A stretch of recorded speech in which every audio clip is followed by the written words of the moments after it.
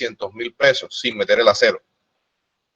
Y tiene 8.5 metros cúbicos de concreto en zapata de esa vivienda. Entonces multiplicas 8.5 por 600 y te da el precio de la zapata. Así lo vas a hacer con los pisos, con los cielos rasos, con todo.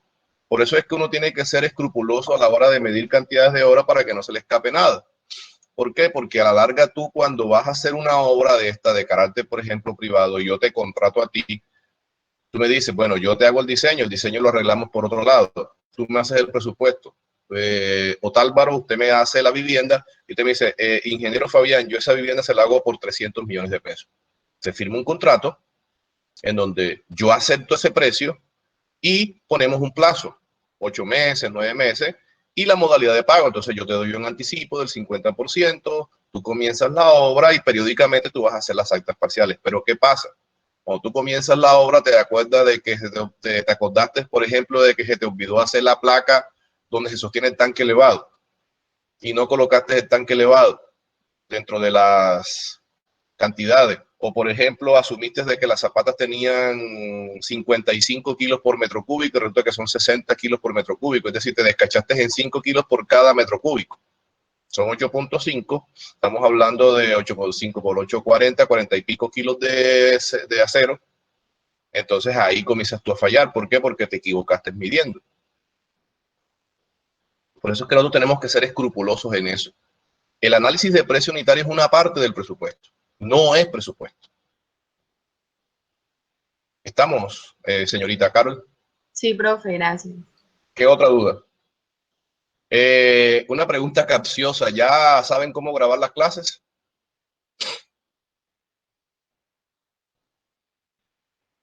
Bueno, acuérdense que estas clases son para ustedes. Lo que yo digo aquí pues, ya yo me... Profe, hay una forma con Windows 10 que es fácil, pero pues tiene que ser alguien con un internet bueno porque después se entrecorta mucho el audio. No, hágale pues. Y no se necesita pues ningún programa, pero como le digo, mi internet a veces falla un poquito. Bueno, son 40 y pico alumnos. Alguno no le debe fallar el internet. Son 44 alumnos. Alguno tiene que tener una red de Wi-Fi buena. Pues si alguno quiere, solamente tiene que presionar en la tecla de inicio Windows y G. Déjale pues. Bueno, comencemos entonces. Vamos a abrir una hoja de Excel aquí. Y vamos a guardar como.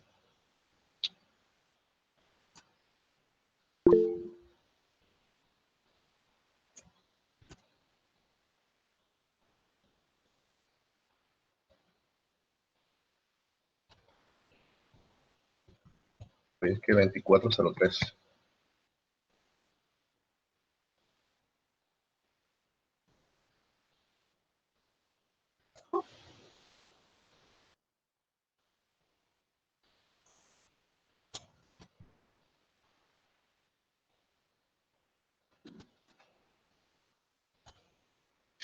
Bueno, ya una vez ustedes detallaron los aspectos preliminares, la parte esa de la parte legal, cómo es la negociación de todos estos conceptos que vimos la clase pasada, cuando ustedes hacen el estudio de mercado.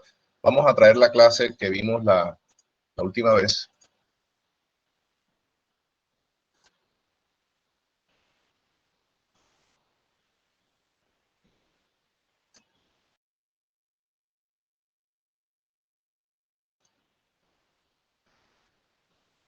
Tercera clase civil. Bueno, mira. Aquí voy a compartir pantalla, presentar ahora toda tu pantalla. Compartir.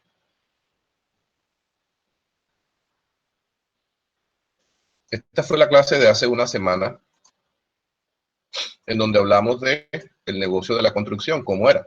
Entonces aquí hicimos pues un ejercicio en donde teníamos un proyecto de construcción que abarcaba unos 30 meses, en donde los primeros 6 meses iba a ser lo que llamamos nosotros la preinversión.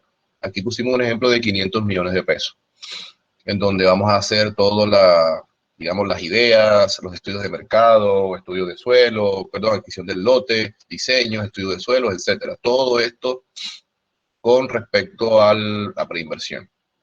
y pusimos algunos valores. Entonces, desde el mismo momento en que nosotros ya tenemos todos los estudios, podemos comenzar lo que normalmente sucede, que son la preventa. Desde el mismo momento en que nosotros comenzamos a prevender, comenzamos a tener ingresos. Esos ingresos corresponden a la venta de los bienes inmuebles que estamos haciendo. El estudio de mercado tiene que arrojar todas las características de lo que la gente quiere como cliente. Por ejemplo, si quiere vivir en edificios, si quieren vivir en vivienda, etcétera. Una vez nosotros tengamos ya listo las características de todo lo que vamos a hacer, tenemos que comenzar a pensar en la logística, y eso sí hace parte de la clase de hoy, en todo lo que es la logística para arrancar el inicio de la obra. Alguien me va a decir, profe, pero arrancar es lo mismo que iniciar. No. El inicio normalmente lo tipificamos como una fecha, pero cuando uno inicia una obra son un conjunto de actividades. Óigase bien, hay que ser un poquito claro. Claro, este concepto lo acuñé yo, pero no hablemos de que la obra en el acta de inicio arranca el 25 de marzo, es decir, mañana. Y listo, vamos a comenzar. No. Para tú arrancar una obra, tú tienes que hacer una serie de actividades paralelas y todo esto lo llamamos nosotros logística. Vamos a poner un ejemplo sencillo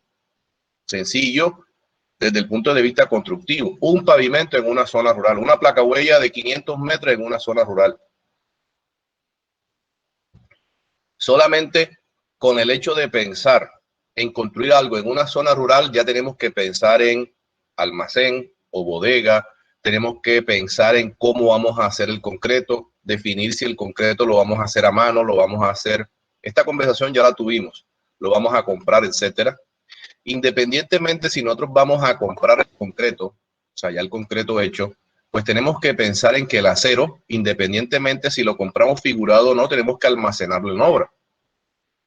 Y una vez nosotros compremos el concreto, pues el acero tiene que estar armado y puesto en obra, es decir, puesto en obra, cortado, figurado y colocado. Y si nosotros mañana arrancamos, pues yo sé que hay unas actividades preliminares como por ejemplo el descapote, las excavaciones y todo eso, ¿dónde vamos a conseguir el relleno? ¿Qué máquinas vamos a utilizar para el relleno? Entonces, fíjense toda la logística que es algo trascendental en el inicio de una obra. Desde el mismo momento en que damos por parte el iniciar la obra, tenemos que pensar en cómo almacenar todos los materiales y las herramientas que vamos a utilizar en obra, independientemente, como en el caso más fácil que es comprar el concreto. Sí, compramos el concreto, listo, pero lo demás, el acero, independientemente si el concreto lo hacemos en obra o lo compramos, tenemos que reforzar ese pavimento con acero, longitudinal, transversal, etcétera. Tenemos que figurar el acero, tenemos que tener una serie de artilugios, herramientas, equipos. En mi caso es Windows más A más C. Listo. Tenemos que tener una serie de equipos, de herramientas en obra para figurar el acero. Acuérdense que también nosotros podemos comprar el acero figurado, pero también tenemos que almacenarlo. Entonces tenemos que ir a la obra, visualizar cuál va a ser el sitio más adecuado para la construcción de una bodega. Desde el mismo momento en que ya comenzamos nosotros a hacer presencia en la obra y a tener cúmulo de materiales, tenemos que pensar en una parte administrativa llamada vigilancia nocturna y diurna. ¿Para qué? Para que nos cuide todo lo que vamos a llevar allá. Acuérdense que estamos hablando en una zona rural. Independientemente si es rural o urbana, tenemos que tener alguien que nos cuide eso. Entonces, fíjense que primero tenemos que mandar una especie de avanzada a la obra para que nos muestre las características de todas esas condiciones que tiene el sitio de trabajo para nosotros proceder y comenzar a fabricar esa logística, todas esas actividades concernientes al transporte de los materiales, a la búsqueda de la mano de obra y cómo vamos a hacer para darle inicio a la obra. Fíjense que esas son lo que se llama inicio de la obra. Llevar el acero, llevar los materiales, llevar todo eso y comenzar a montar toda la infraestructura esta. Entonces, siempre vuelvo y digo, y creo que vamos a hablar de esta palabra en todas las clases, y a mí me gusta traer la colación siempre, es anticiparse. Mire, vea, esta palabra es clave en la construcción. Digamos que esta es la palabra que yo más repito en mis clases de construcción. ¿Por qué? Porque es la palabra que más necesitamos nosotros. Es decir, vamos a anticiparnos a todo. ¿Vamos a anticiparnos a qué? Problemas. ¿Cuáles problemas vamos a tener? Accesos. ¿Qué? ¿Acceso lo escribí bien? Sí, accesos.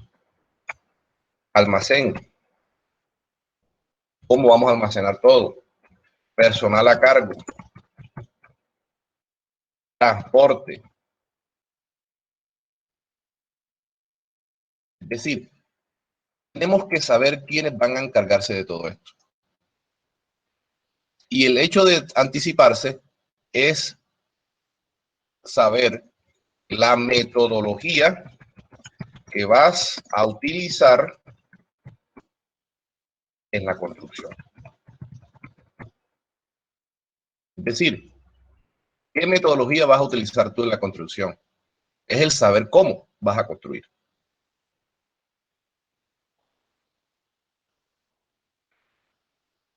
¿Qué aspecto negativo vamos a tener aquí? Vamos a hacer una pequeña comparación. Las comparaciones a veces son malas, pero para que ustedes vislumbren el ejemplo y de lo que quiero mostrarles. Fíjense, digamos que yo he hecho ya algunos pavimentos en mi vida y tengo cierto bagaje de experiencia y conocimiento acerca de ese asunto. Ya yo sé lo que hay que hacer, digámoslo de esta manera. Si yo mando, por ejemplo, al señor Jesús Martínez Benavides, él tiene el contrato, digamos que yo le cedo el contrato. Mi contrato es de pavimento en una zona rural de Tumbatoro, aquí en Morroa. Son 500 metros de pavimento.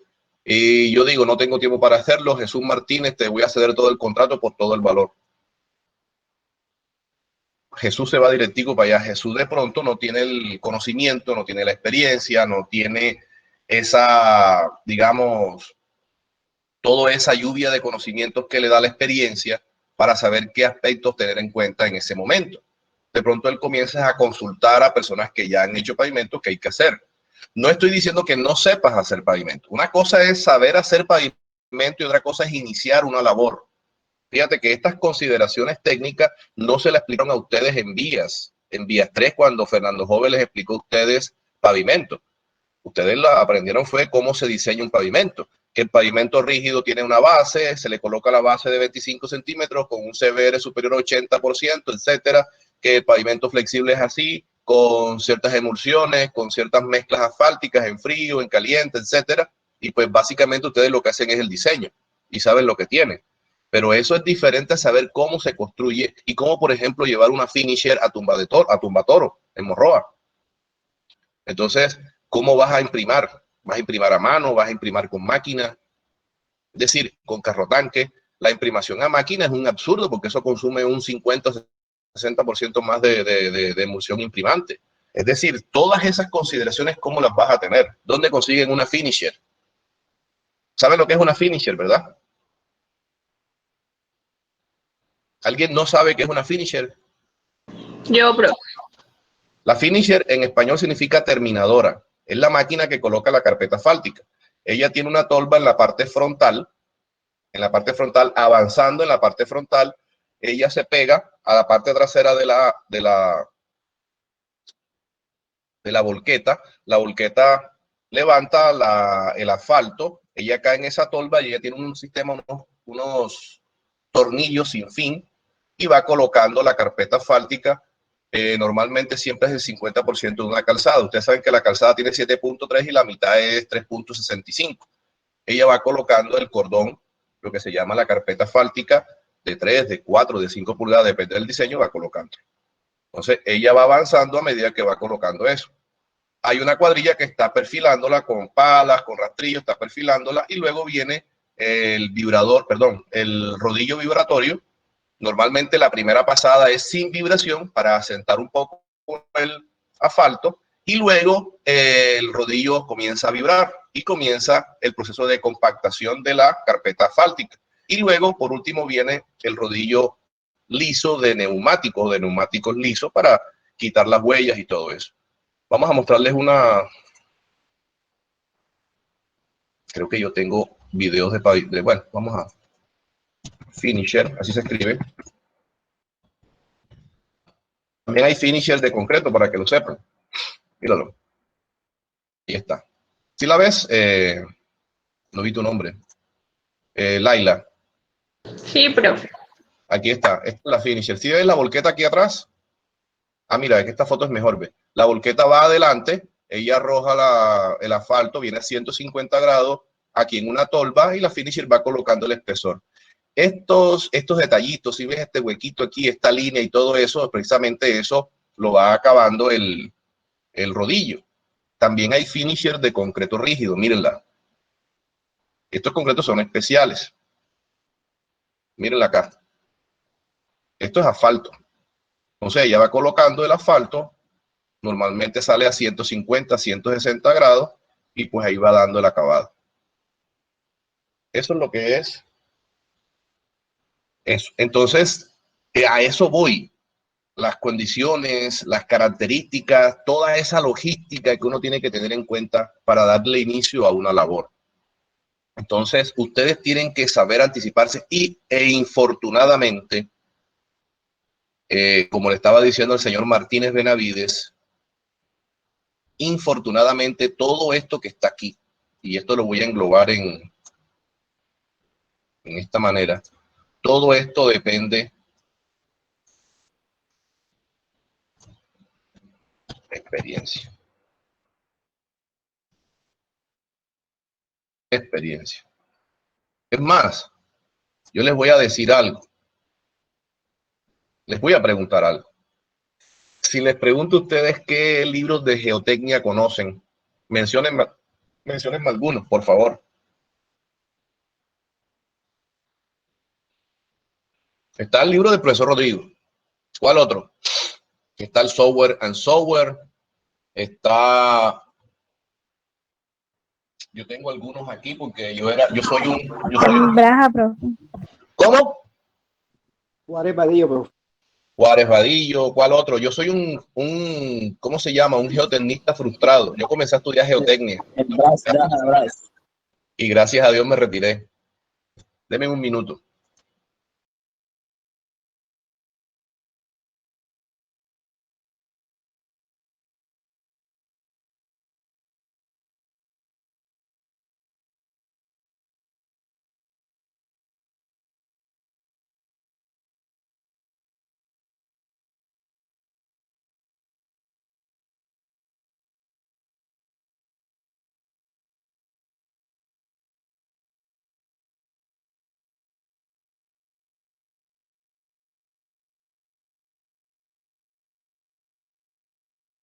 Mire, este fue el primer libro que yo compré. Se llama Ingeniería de Cimentaciones de Peck, Hanson y Thorburn. Este libro lo utilicé yo para Mecánica de Suelos 2 en séptimo semestre. Allá se llamaba Geotecnia 2 o Mecánica de Suelos 2. Es lo que ustedes llaman aquí, creo que Geotecnia 2. Sí, Geotecnia 2. Porque Geotecnia 1 es cuando uno ve los diagramas de fase, los ensayos y todo eso, ¿cierto? ¿Me equivoco o es así? Sí, profe. En Geotecnia 2, ustedes ven el comportamiento del suelo, es decir, el soils behavior, el comportamiento del suelo. Y en Geotecnia 3 ven fundaciones. Estoy en lo correcto, ¿verdad? Sí, profesor. Bueno, entonces la geotecnia que ustedes llaman Geotecnia 2 en la Universidad de Cartagena, donde yo estudié, se llamaba Mecánica de Suelos 2. El profesor que se llamaba, pues está vivo, pero se llamaba, porque ya no creo que sea profesor, se llamaba César Pereira. Este tipo nos metió tanta vaina de la geotecnia en la cabeza y la locura, y éramos creo que 12 en el salón, y tanto era la fascinación que compramos este librito, todavía lo tengo, un libro bueno y todo eso. Aquí está uno de los padres de la geotecnia, que es Ralph Peck, es este que está aquí. Ralph Peck es un viejito, creo que se murió hace poquito. Bueno, total es que yo compré ese libro y fui un geotecnista frustrado. Fíjense, ustedes conocen bastante el libro. Menciónenme un libro de hidráulica y sanitaria. Yo tengo aquí uno de diseño de canales abiertos de Vente Show, tengo el Corcho, así es el apellido del señor Corcho. ¿Qué otros libros conocen de mecánica, de hidrosanitaria? Profe, el de Saldarriaga. Saldarriaga, exacto. Fíjense, si yo les muestro y les pregunto a ustedes qué libros conocen de las áreas de la ingeniería, pavimento. Yo tengo aquí uno de apellido Bravo, Sánchez Bravo, algo así, que es diseño geométrico de vías. ¿Cómo que se llama ese? Bueno, por ahí lo tengo, no sé dónde está. Sánchez. Perdón, ¿quieren decir algo? Bueno, total es que ustedes de cada área ustedes conocen algunos libros, pero si yo les menciono a ustedes la construcción, no hay nada matemático.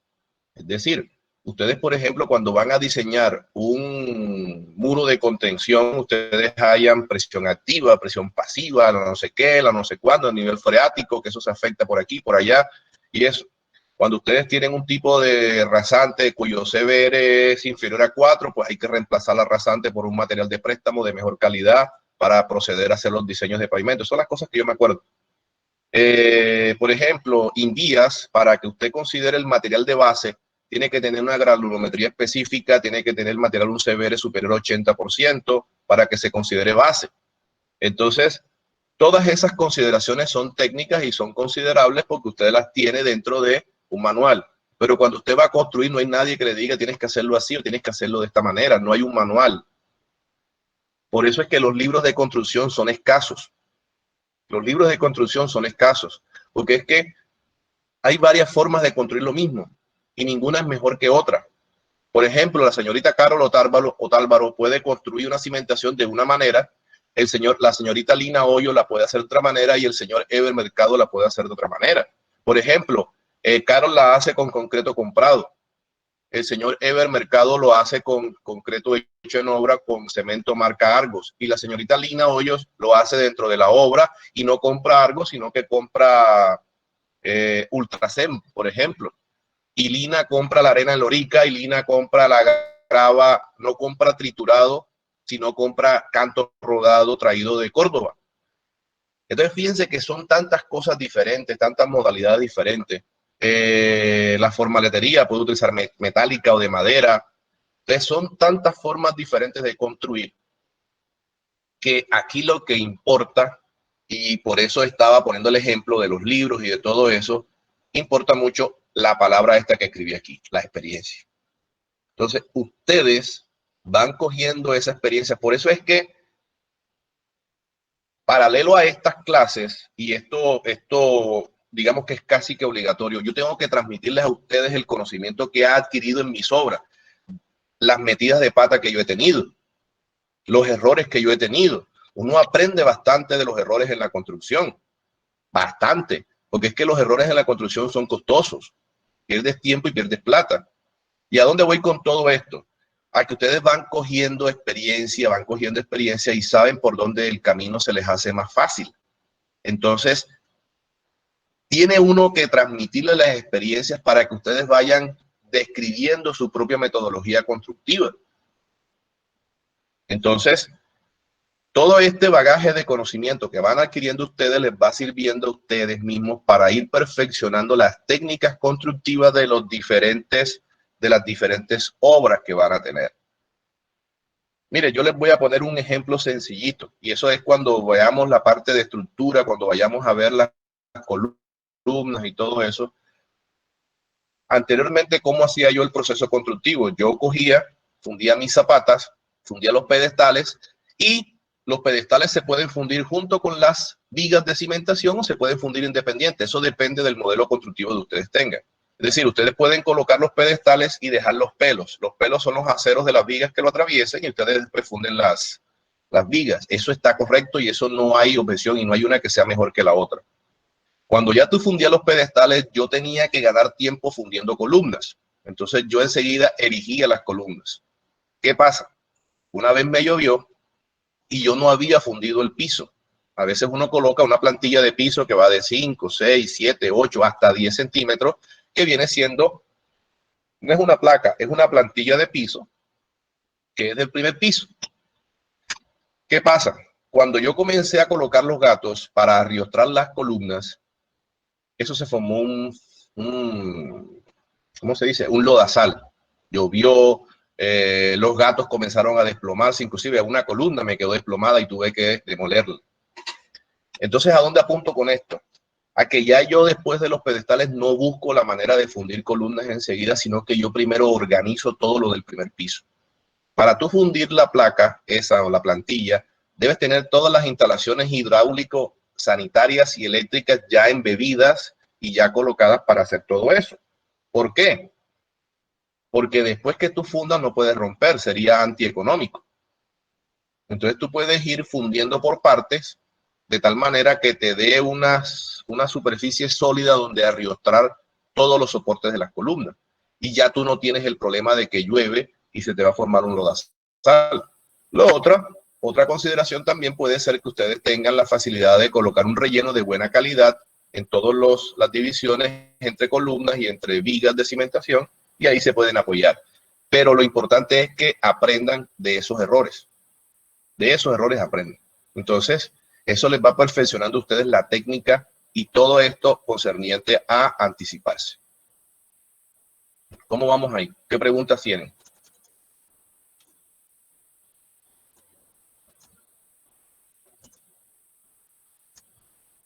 ¿No hay preguntas? Bueno. Entonces, arrancamos con las primeras labores, como el proceso de construcción que nos define la universidad para dar esta materia es la construcción de una edificación. Ya ustedes saben que dentro de las etapas preliminares concerniente a lo que es etapas preliminares, vamos a enumerarlas, etapas preliminares, vamos a colocarlas aquí como la localización.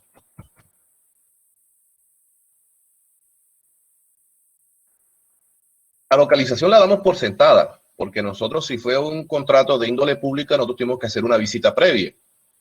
Y pues muchas veces la localización la damos por sentada. Pero no crean que también hay errores. Y les voy a mostrar un error que, pues yo no lo tuve.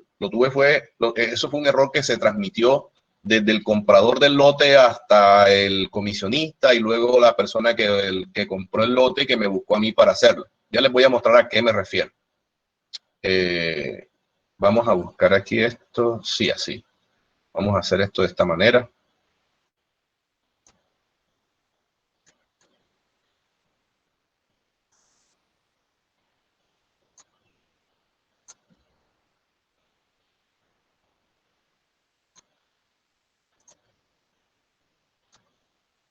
Estas son manzanas de un barrio de aquí de Sincelejo. Les voy a ser más específico. Fíjense ustedes cómo se dan todos los negocios y todas las consideraciones. Una vez estaba yo detrás del Éxito, en el lavadero de carros que está detrás del Éxito, y llegó un amigo. Me dijo, Fabián, compré un lote. ¿Por qué no vamos a ver el lote y quiero hacer mi casa y tal? Eso es un sábado. Y listo, el lunes nos encontramos y vamos allá, buscamos un arquitecto, etcétera. Y pues se dieron las cosas de esa manera.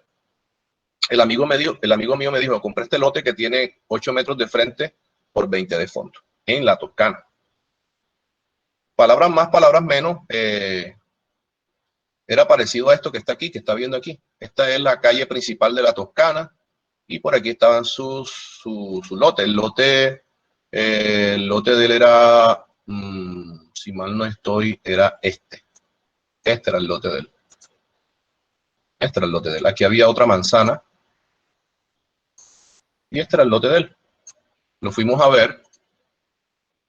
Fíjense, él me buscó a mí, una persona muy seria. Me dijo, Fabián, compré este lote, tiene 8 metros de frente. Estamos viendo en planta un conjunto de manzanas en el barrio La Toscana. Él me dijo, este es mi lote, en la mitad es medianero. El lote tenía 8 metros de frente por 20 de fondo. Y listo, vamos a hacerlo. Entonces yo busqué una arquitecta. La arquitecta comenzó a hacer el diseño, buscó una cuadrilla topográfica, hizo el levantamiento. Como el lote era plano, pues eso salió en mediodía. y no había curvas de nivel, o sea, era plano, era una mesa de billar. Y pues comenzó a hacerse el diseño. Cuando ya teníamos el diseño listo, una casa de 2 pisos que yo lo tengo aquí, yo busqué a Alex Bracamonte, que es profesor de ustedes, amigo mío, y le dije, Alex, mira, pasa esto y esto y esto para que tú me hagas el estudio de suelos. La casa de 2 pisos, yo le mostré el diseño, la casa de 2 pisos, y te vas a arreglar con el dueño de la obra para la cuestión de los apiques, de lo que vaya a cobrar. Alex le cobró un tanto de plata. Alex al día siguiente me llama y me dice, Fabián, ese no es el lote. ¿Eh? ¿Cómo así? No, señor, ese no es el lote que aparece aquí. Esta no es la manzana ni nada. El lote que teóricamente había comprado mi amigo era este que estaba aquí. Yo, pero ¿cómo así? Sí, señor. O sea, estaban equivocadas. Él comenzó a buscarla en las escrituras, se fue a Agustín Codazzi, yo no sé qué hizo, y descubrió que el amigo mío, el lote que realmente había comprado era este que estaba acá, y no este. Fíjense ustedes, pleno siglo XX, eso fue hace como 10 años, menos, hace como 8 años, y todavía en la hora, y mi amigo le habían vendido un lote. O sea, eso no fue una estafa. La persona que inicialmente compró el lote, eso lo urbanizó Isaac y Durán hace como 25, 30 años. La persona dijo, yo quiero un lote, ¿no? ¿Dónde está más o menos? No, está ahí, bueno, listo, démelo. Lo compró creo que en 13, 14 millones de pesos y más nunca fue el lote. Él sabía que tiene un lote en la Toscana. Y cuando se lo vendió a mi amigo, buscó una comisionista de venta y le dijo, no, este es el lote que está aquí, ese es el lote. Se lo fue y se lo señaló, este es el lote. Y se lo vendió. La persona de buena fe se equivocó y este no es el lote, sino este. ¿Cómo arreglábamos esto? Ya habíamos hecho descapote y toda esa vaina. Entonces se habló con el dueño de este lote de aquí. Se le planteó la situación y pues él aceptó una especie de multa. Creo que cobró como 5 millones de pesos que pagó la comisionista en venta, porque el error fue de la comisionista en ventas. O sea, la persona que cogió el lote que la persona tenía para venderlo, para promocionarlo, pues no cobró la comisión era como de 6, 7 millones de pesos y esa plata se le dio al dueño. Pero fíjense, uno dice, en pleno siglo XX es fácil localizar, no es fácil localizar un lote.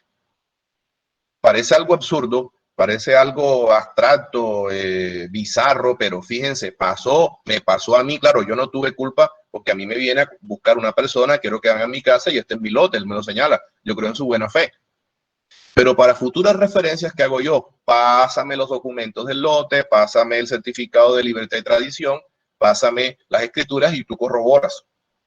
Lo que pasa es que muchos de los lotes en Sincelejo están con manzana 15, lote 2. ¿Quién carajo en Sincelejo va a saber cuál es la manzana 15, lote 2 del barrio La Toscana? Entonces hay unos planos urbanísticos que te muestran las manzanas y los lotes y te van diciendo aquí, este es el lote, esta es la manzana y pues tienes que ubicarte de esa manera. No confiar porque la persona también se puede equivocar. Y fíjense lo que pasó. Esto pasó y esto fue real, me pasó a mí, le pasó a mi amigo y todo eso. Entonces no den por sentada la localización del lote. ¿Estamos? ¿Hasta ahí cómo vamos?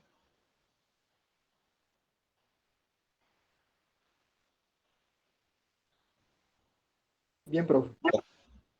Sí, Bueno, profe. ok. Siempre periódicamente hago la pregunta para que no se me duerma. Bueno, entonces eso es lo que se llama localización. Tendemos a pensar que la localización es el replanteo y eso, no, eso es otra cosa. Eso es otra cosa. Entonces, una vez que ya ustedes tengan esto, ya ubicado, que ya hayan olvidado esto y hayan, digamos, formalizado esta miércoles, borré lo que había escrito acá. Ah, no. Y ya sepan que este realmente sí es el lote y todo, pues ya ustedes, ya cuando tienen la certidumbre de que ese es su lote y todo, ya vienen todas las actividades estas preliminares que estamos marcando aquí. Entonces, lo primero de estas actividades preliminares, que es la localización, aquí tenemos. Ahora viene, ya una vez ustedes determinan, ya que ese es el lote, que se localizó y todo, pueden haber 2 actividades, pero una puede ser primero que la otra o viceversa. ¿A qué voy? Fíjense, descapote, cerramiento. Repito, Esto puede ser primero el descapote o puede ser primero el cerramiento. Es más, vamos a colocarlas, no sé si al mismo nivel. ¿Por qué hablo de esta manera? Porque es que a veces ustedes lo que tienen que determinar es lo siguiente. Primero vamos a definir qué es lo que es descapote. ¿Alguien me lo define, por favor? ¿Alguien me define qué es el descapote? No es como la limpieza del terreno. Perdón, no te escuché bien. No, o sea, no es como la limpieza del terreno, o sea, nivelarlo y eso. No. El descapote significa retiro de la cobertura o capa vegetal del lote. Es una excavación que se hace por metro cuadrado. Se paga por metro cuadrado. La excavación es todo el lote por un espesor que va de 10 a 20 centímetros. Eso es lo que se llama el descapote. Es quitar la cobertura vegetal. La limpieza o rocería, que también puede darse el caso cuando los lotes están enmontados, es coger una guadañadora, coger machete y desmontarlo. Eso también se puede dar. Lo que pasa es que dependiendo del tipo de mecanismo que vayamos a utilizar nosotros para hacer el descapote, así vamos a ahorrar nosotros esa rocería. ¿A dónde apunto? El descapote se puede hacer, vamos a quitar el cerramiento y luego hablamos de eso, ¿vale? El descapote se puede hacer a mano, se puede hacer a máquina. Cuando es a mano, hay que meter una cuadrilla, 2, 3 cuadrillas, eso depende del área del lote. Vamos a hacer el ejemplo aquí con esto que es de 8 por 20. Ahí pueden caber unas 4 cuadrillas o 4 personas con pico y pala a hacer el descapote. Entonces, repito, el descapote es retiro de la cobertura vegetal. Es una excavación que se hace a lo largo y ancho del lote con una profundidad que va de 10 a 20 centímetros. ¿Cómo sabes tú qué profundidad debes tener en cuenta a la hora de hacerle el descapote? Porque tú tienes ya el estudio de suelos y tú sabes qué profundidad tiene la cobertura vegetal, porque acuérdense que una de las cosas que marca el estudio de suelo es la estratigrafía o perfil estratigráfico del suelo y te va a decir cobertura vegetal y te va a decir la profundidad. Miremos esto con detenimiento. Perfil estratigráfico.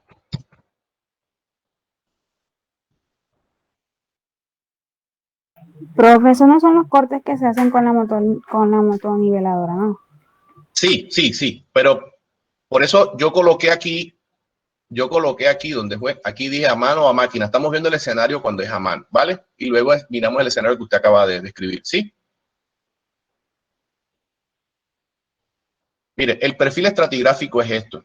Perfil estratigráfico del suelo. Estuvo un estudio de suelo. Entonces te dice, de 0 a tanto está el terreno de cultivo con pasto y raíces. Esto es materia orgánica, esto es capa vegetal. Aquí en este ejemplo tiene 1 metro de profundidad. Pero normalmente eso puede tener menos, puede tener más. Normalmente tiene 15, 20 centímetros en los lotes urbanos. Esto es un perfil estratigráfico. Mírenlo, aquí está. Esto es el horizonte A, que se llama húmico eluvial, que es la cobertura vegetal y todo eso. Entonces, este perfil estratigráfico, mírenlo acá, esta es la cobertura vegetal. Esto tiene 15, 20 centímetros. Esto se quita, se retira. Como bien usted lo dijo, eso depende de las condiciones del lote. Mire, una de las dificultades que nosotros los ingenieros civiles vamos a tener en la consecución de máquinas es la asequibilidad de las máquinas, es decir, la consecución de las máquinas. Las máquinas en nuestro medio, sobre todo en Sincelejo, no son fáciles de conseguir. No son fáciles de conseguir. Y volviendo al tema particular, a máquinas quedaría un poco difícil y les voy a decir por qué. Esto es un lote de 8 metros de ancho, que tiene apenas 20 metros de largo. Aquí una motoniveladora no cabe. No cabe un bulldozer tampoco. Y menos si hay viviendas aledañas. Si el lote está, o sea, si esta manzana está sin construir, es mucho más fácil, porque las máquinas harían las maniobras de giro alrededor. Pero primero, cuando vamos a ver, primero es si es asequible. ¿Vieron? La palabra no es asequible como dice la gente, la palabra es asequible, ¿oyeron? Primero si es asequible. Costos. ¿Cuáles son los costos? Porque una máquina de esta es costosa. Eso lo van a ver conmigo en Civiles 2. Primero y tercero, digamos, si cabe dentro del lote. Es decir, una máquina de esta tiene bastante, como estaba diciendo la señorita, una motoniveladora. Fíjense ustedes aquí.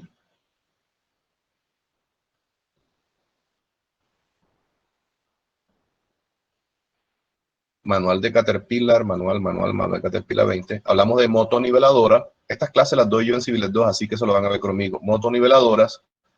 Busquemos la más pequeña.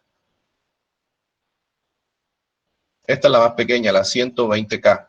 ¿Están viendo un manual donde están unas máquinas? Aquí dice 120K. ¿Están viendo todo eso? Sí, profesor. Sí. Ok. Esta es la motoniveladora más pequeña producida por Caterpillar. Vamos a ver las dimensiones. Módulo, voltaje, dimensiones generales, altura, longitud total. Fíjate, la longitud total de la máquina con desgarrador y todo es casi 10 metros. O sea que a lo ancho del lote no cabe porque el lote nada más tiene 8. Es decir, ella no puede dar el giro dentro del lote. Y el ancho, ¿dónde está el ancho? Ancho. Bueno, anchura total entre neumáticos tiene 2.46, la hoja tiene 3.66, pero la hoja se puede bascular. Entonces, fíjense, es una máquina que no cabe físicamente y es la más pequeña.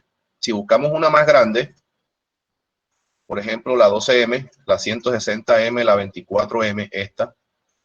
Mira esta, la 24M. La longitud total es de casi 15 metros. Mira, 16 metros con desgarrador. Es decir, que todo, sí, el lote sirve para parquearla nada más. De entrada y sale, pero no sirve para maniobrar. Entonces, pensar en una máquina para un descapote de esto ya sería un poquito algo diferente. Entonces, sí es asequible porque también tenemos que mirar si la máquina se consigue, los costos, cuánto vale el costo, sobre todo el transporte, la movilización. El transporte es lo más costoso a veces de una máquina de esta.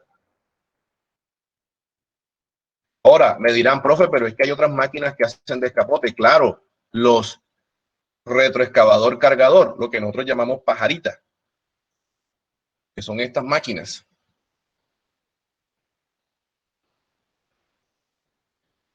Esto se llama retrocargador cargador. En la parte frontal, si ustedes ven el timón aquí, este es el timón. Lo que pasa es que la silla gira 180 grados, pero el frente de la máquina es esto para acá, están las llantas delanteras pequeñas. Tiene un cargador de casi 1 metro cúbico de capacidad. El señor gira 180 grados con la silla y manipula unas palancas que tiene aquí y manipula este brazo que es la retroexcavadora. Muchas veces nosotros utilizamos esta máquina para hacer descapotes. No es una máquina para excavar en el cargador, sí es una máquina para excavar acá en la retro, pero no es una máquina eficiente para hacer descapote, pero como no hay más nada en nuestro medio, pues la utilizamos. Esta máquina sí cabe en un lote de 8 metros de ancho por 20 de fondo. Esta máquina pues apenas tiene, es más liviana, tiene neumáticos, etcétera, y pues es más fácil de manipular y maniobrar. Pero todo depende si la podemos conseguir. Entonces, por eso digo, si es asequible, si es fácil de hacer y todo eso. Entonces, fíjense que el descapote viene dándose no tanto por las condiciones mismas del terreno, sino por unas condiciones externas. Esas condiciones externas es, si lo vamos a hacer a máquina, ¿podemos conseguir la máquina? Entonces, aquí podemos enumerar las máquinas que podemos considerar para hacer descapote. Bulldozer, en español, retroexcavadora, cargadora, lo que normalmente nosotros llamamos pajarita. Acuérdense que estas clases yo se las mando. Y la moto niveladora. Son las 3 máquinas más utilizadas para hacer descapote. La más utilizada es esta. La más utilizada es esta. Entonces, si ustedes consiguen, una pajarita vale 120,000 pesos la hora. Y ese lote de 8 por 20 se lo pueden descapotar en el lapso de mediodía. Es decir, pueden pagar 4 o 5 horas. Y estamos hablando de ¿qué? De 500, 600,000 pesos el pago de esto. Pero eso sí, sin el transporte. Es decir, estaba por aquí trabajando enfrente de la pajarita y le dijimos al operador, venga, se haga el descapote. Eso es una casualidad de la vida que ustedes tienen que aprovechar. Pero si no está la máquina por ahí, transportarla. Yo les voy a poner un ejemplo. Transportar esta pajarita de... Yo tuve la fortuna de trabajar en el parque con una pajarita. Transportar esta pajarita de aquí de Sincelejo a Oveja me cobraron 1.200.000 en un planchón. Un planchón es una, como especie de una grúa que tiene, no una grúa no, un camión que tiene, no tiene chaza atrás, sino es Como un una cama baja. plancha. ¿Perdón? Como un cama baja. No, no es un cama baja. Vamos a ver si me sale aquí camión planchón, plancha, camión plancha. Esta, mira. Esta, ¿sí la ves? Oye, mírala, aquí está, ¿ves? Esta es la pajarita. Claro que este camión es muy grande. Esta pajarita que yo llevé allá es una 416 Caterpillar, no es tan grande. Y en un planchón de esto normal, en una, así como esto, sencillito, lo lleva. Entonces, porque esto es un doble track, ahí lo lleva. Me cobró 1.200.000 solamente para llevármela de aquí de Sincelejo a Ovejas. Y de resto, cuando regresó, 1.200.000 más. Entonces, fíjense, va a cobrar 2.400.000 para transportarla de X ciudad, de cualquier parte acá a Sincelejo, en donde solamente va a trabajar mediodía. O sea, en horas va a pagarle usted 500.000 pesos y en transporte va a pagarle 2 millones de pesos. Eso es una locura. Déjeme hacerlo a mano. Ahora, este descapote a mano, en 3, 4 personas haciendo ese descapote, lo hacen en 1 o 2 días y te vale la mitad del precio. Entonces también tienes que pensar en eso.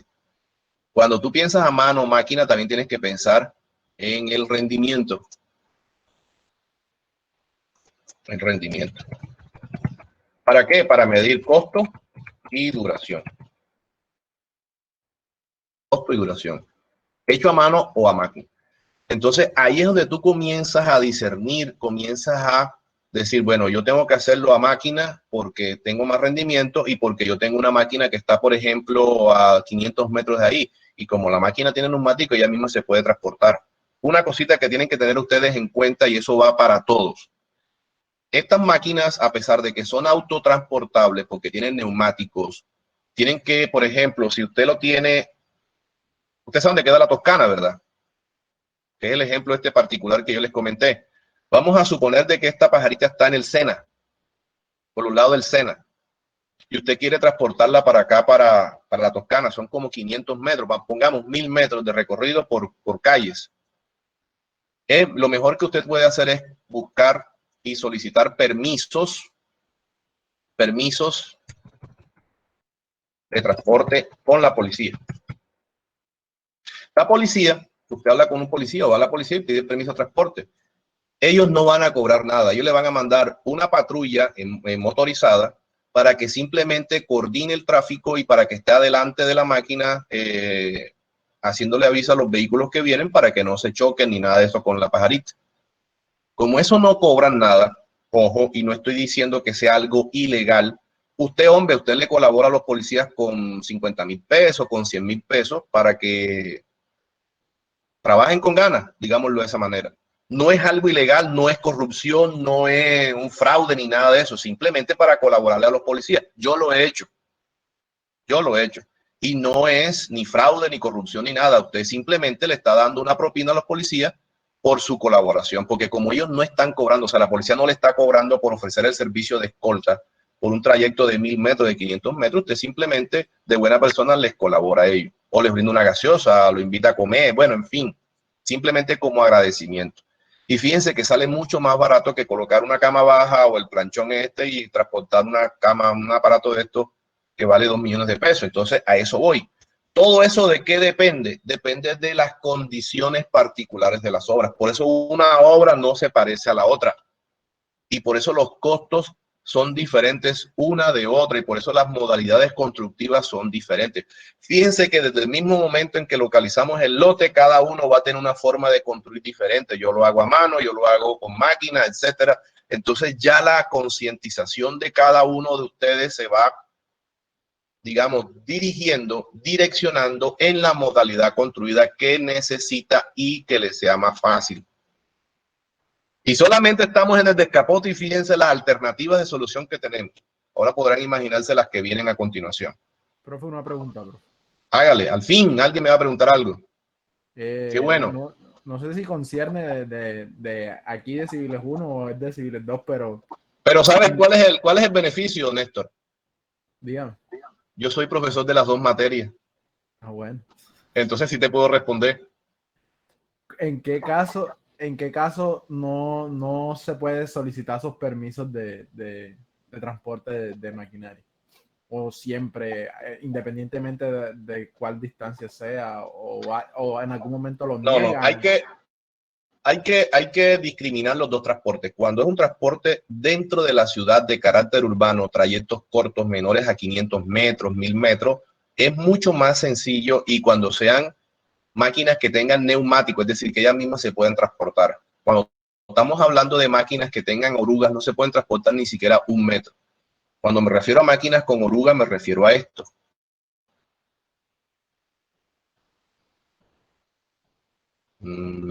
Esta máquina. Si están viendo un... Ah, no, espérense, hay un video. ¿Están viendo el video? Sí, señor. Bueno, vamos a quitar hasta que esta no es el video, este no es el video ideal para eso. Vamos a mirar un bulldozer. Una foto de un bulldozer. Esta máquina tiene orugas, fíjate que no tiene llantas. Esta máquina no se puede autotransportar, es decir, ella no se puede transportar ni siquiera 1 metro fuera de su ámbito laboral. ¿Por qué? Porque estas orugas rompen el pavimento, lo marcan. Tanto el asfáltico como el flexible y el rígido. Entonces, estas máquinas siempre tienen que transportarse en camas bajas, o sea, en tractocamiones especiales para ese fin. ¿A dónde apunta tu pregunta? Cuando son trayectos de menos de 1000 metros dentro del transporte, dentro de la zona urbana, tú haces la solicitud debida a los policías y pues hacen esa parafernalia de la cuestión de la escolta. Pero hay que apuntar algo. La máquina se está autotransportando, es decir, la máquina misma está encendida y ella misma se está movilizando. Cuando ya la máquina va a movilizarse mucha más distancia, más de 1000 metros, o sea, más de 1 kilómetro, así sea con neumáticos, hay que montarlas en una cama baja o hay que montarlas en un planchón. Cuando la máquina, repito, cuando la máquina es pequeña y su geometría cabe perfectamente en las dimensiones o el ancho de la cama baja o de la plancha del camión, no se llama sobrecarga, es decir, lo que normalmente llamamos overload. Cuando la máquina está sobredimensionada, es decir, cuando la máquina como tal, las dimensiones sobresalen tanto del ancho como del alto, hay que solicitar escolta, pero esa escolta tiene un costo. ¿Esa escolta en qué consiste? En que va una camioneta adelante y una camioneta atrás de esa caravana con bandera, con pares, siga, es decir, para que le digan a los conductores que vienen que disminuyan la velocidad y que hay un peligro inherente con esto acá. Es cuando, por ejemplo, la plancha del camión tiene 2.5 metros de ancho y el aparato que llevamos tiene 3. Es decir, hay 50 centímetros de sobrecargo o es muy alta. Entonces ya eso se llama overload, así como está escrito ahí. Y pues ya tienes que solicitar la cuestión de escolta. Pero esa escolta es diferente. Esa escolta es una camioneta que va adelante con los permisos especiales. Ojo, no puede ser cualquier persona. Hay empresas dedicadas a la escolta de maquinaria, para el transporte de maquinaria, para hacer ese transporte. Y eso vale. En el caso particular mío, cuando yo llevé la pajarita de aquí de Sincelejo hasta Oveja, no hubo necesidad de pagar sobrecargo. ¿Por qué? Porque la máquina cabía perfectamente dentro de la geometría de la plancha. O sea, no había sobrecupo, sobrecargo ni nada de eso. Pero hay máquinas que sí. En vez de cargar, por ejemplo, una pajarita como esta, vas a cargar una motoniveladora o vas a cargar una máquina más grande, pues claro que sí. Pero cuando tú vas a transportar esta pajarita, por ejemplo, de las Margaritas a Florencia, de la Toscana a las Margaritas y eso, pues no. Hablas con la policía y ellos te dan el acceso y te llevan la moto, te va adelante y va señalando y todo. Es más, en el centro de Sincelejo, muchas veces cuando estaban ustedes hace un año, más de un año, que acuérdense que las calles del centro de Sincelejo las rompieron toditas para hacerlas nuevas. Muchas veces yo vi Bobcat, o sea, mini cargadores, perdón, que iba con un banderillero adelante, con un pare y siga señalando que venía un Bobcat detrás. Simplemente porque el Bobcat iba a buscar a 2 cuadras un material. Entonces no hay necesidad de pagar la escolta por esa razón. Profe, una pregunta. Una pregunta, profe. Primero la señorita, cuéntame. Cuando usted solicita el préstamo o el alquiler de la máquina, ¿a usted se lo prestan la máquina solamente o usted tiene algún tipo o sea, junto con su operario? Y en caso tal de que sea solamente que le presten la maquinaria, si le llega a pasar algo a la máquina, ¿quién corre con los gastos? Bueno, cuando tú alquilas, no te prestan la máquina, tú alquilas la máquina, la alquilas bajo una modalidad de contratación por horas fijas estipuladas previamente. Es decir, tú lo que vas a pagar es una tarifa horaria. Por fuera de ese contexto de la tarifa, tú cuadras con el dueño de la máquina el valor de la movilización, es decir, cuánto vale llevar la máquina, es decir, el transporte ida y regreso. Normalmente estas máquinas, cuando tú dentro de la obra le vas a asegurar más de 50 horas, el transporte se puede pagar 50% tú, 50% el dueño. Eso se llega a un arreglo. Ojo, se lleva un arreglo. En el caso particular mío que les comenté en Ovejas, yo tuve que pagar los 2 transportes, el de ida y el de venida, o sea, 2.400.000, porque fueron 40 horas, 45 horas. Bueno. Pero cuando hay una tarifa que es de 50 horas en adelante, pues solamente pagas un solo transporte. Listo, eso es por aparte.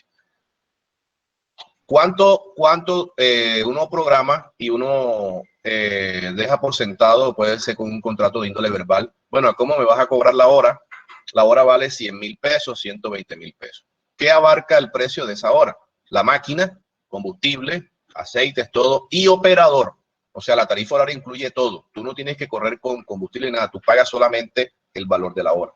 Lo que pasa es que tú previamente, para que la máquina se mueva, para que el operador tenga plata y eso, pues tú le das un anticipo al dueño de la máquina de 1 millón, de 2 millones de pesos, perdón, de 2 millones de pesos. ¿Para qué? Para surtir la máquina de combustible. Una máquina esta se tanquea con 500.000 pesos de ACPM, no se tanquea con 50 ni con 100, sino con 500. Y pues para que el operador se transporte. Todos los daños que incurra la máquina, que cause la máquina o que sean causados por la máquina o que la máquina se dañe, eso es problema del dueño de la máquina. Tú no vas a pagar daño de máquina. Si la máquina se le dañó un gato, si la máquina se le dañó una llanta trabajando ahí, es problema del dueño de la máquina y tiene que solucionarlo. Tú no vas a correr con daños de la máquina, a no ser de que otra máquina tuya trabajando golpeó la máquina y le causó un daño, pero esos son casos fortuitos. Pero los daños que la máquina se generen por su uso, eso lo paga el mismo dueño de la máquina, es su mantenimiento correctivo preventivo. ¿Ok? Listo, profe. La otra pregunta, ¿cuál era? Profesor, siento que el minicargador Bobcat es inestable.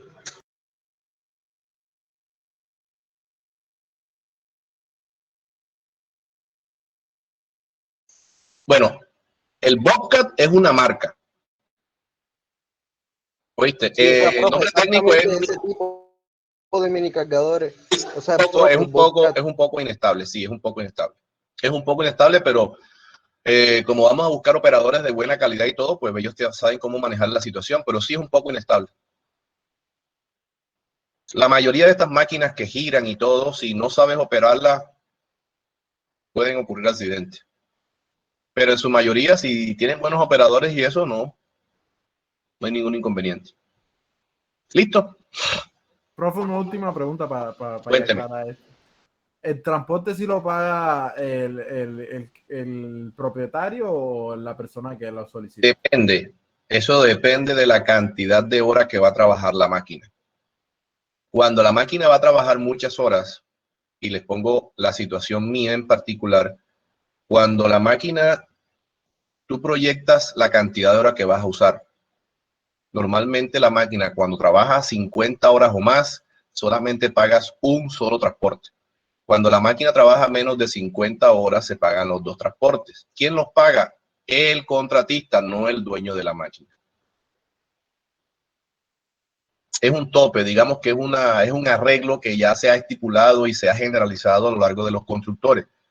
Es una tarifa mínima, digamos, cuando trabaja la máquina al menos 50 horas, pues tú solamente pagas un transporte. Además, eso del transporte es negociable.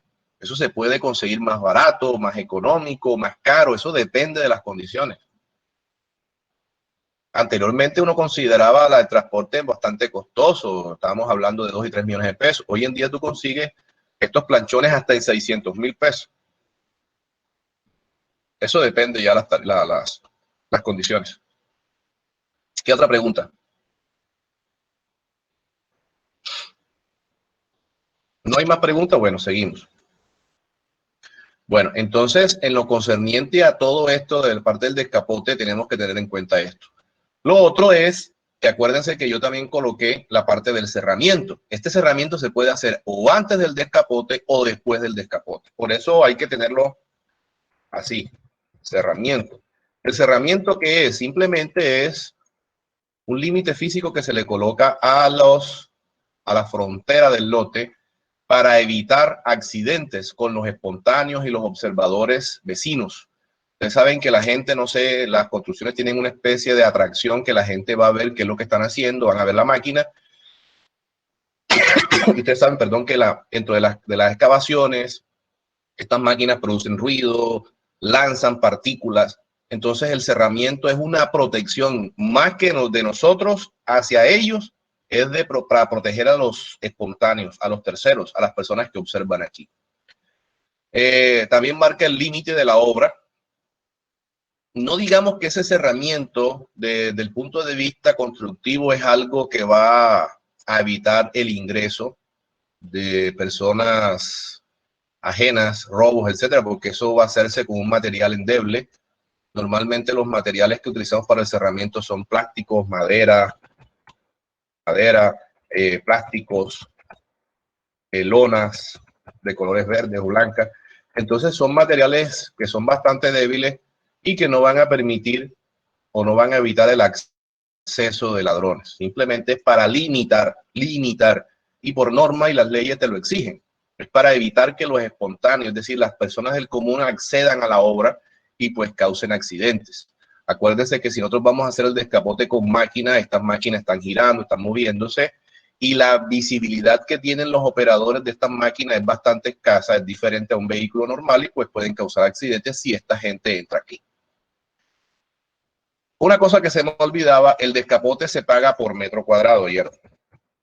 Por metro cuadrado, especificando la profundidad de 20 centímetros, de 15 centímetros. El cerramiento también se paga por metro cuadrado. ¿Qué consideraciones hay que tener del cerramiento? Madera, la cantidad de plástico y todo eso. Ustedes lo que tienen que saber es pensar en grande en los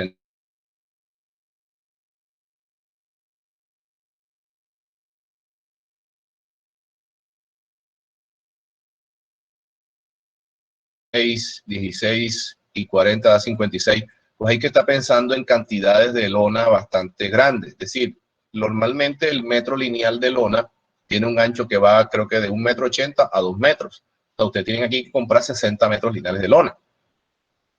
Eso viene un rollo. Los rollos creo que vienen de 100 metros. Entonces, si ustedes compran esta lona por metro lineal y van a comprar los 60 metros lineal, probablemente les va a costar más que el rollo completo, que trae 100 metros. Entonces es más barato comprar el rollo. La madera, estas maderas son unos puntales de 2 pulgadas por 2 pulgadas. Es decir, el ancho de la madera es de 2 pulgadas, el largo de la madera es 2 y toda la longitud de la madera puede ser de 2,5 metros. ¿Por qué 2,5 metros? Porque si la lona tiene 2 metros de alto, ese tabique o ese puntal de madera, pues tiene que insertarse en el suelo al menos 50 centímetros para que sea estable, más los 2 metros que sobresale para aguantar la lona. Entonces, estos listones de madera tienen que también cotizarlo. Entonces, en 60 metros, si ustedes van a colocar estos listones cada 2 metros, estamos hablando de unos 30 listones, 31 listones.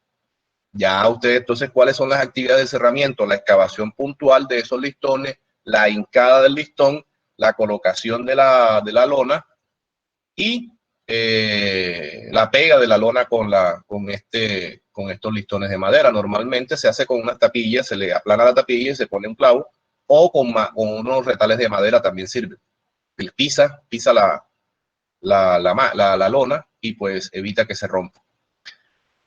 Hay que tener mucho cuidado con el acceso y la salida y entrada de materiales dentro de la obra, sobre todo por la visibilidad y por la gente externa. Vuelvo y hago énfasis en eso con respecto a la seguridad. Entonces, este cerramiento, ¿cuándo se coloca o cuándo se hace antes del descapote? Cuando, por ejemplo, el descapote lo vamos a hacer a mano, es mucho más fácil colocar el cerramiento antes de. Pero si el cerramiento, o el descapote lo vamos a hacer a máquina, es muy probable que esa máquina vaya a dañar la lona en su proceso de maniobras. Entonces, el cerramiento se hace a posteriori. En lo posible, ya una vez usted llegue a la zona de trabajo, hay que cerrar su zona de trabajo. Ojalá en lo posible antes del descapote hacer el cerramiento. Es decir, esta es la primera actividad física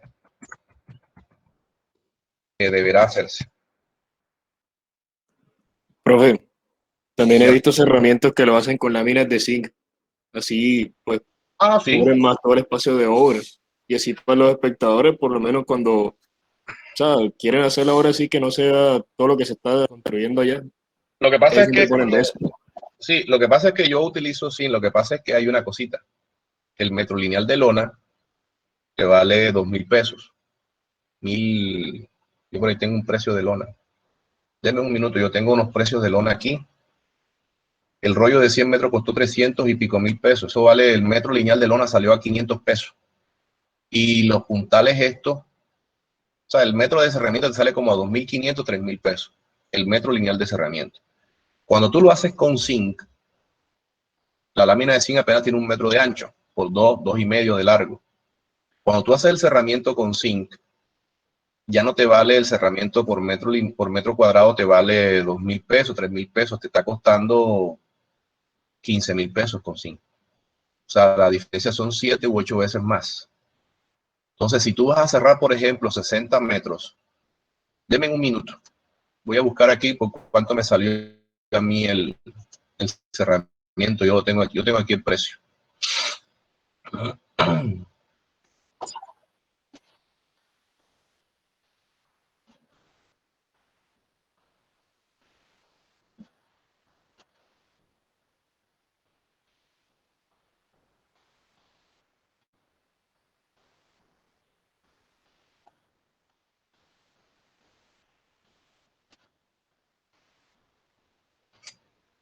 Bueno, ahí tienen.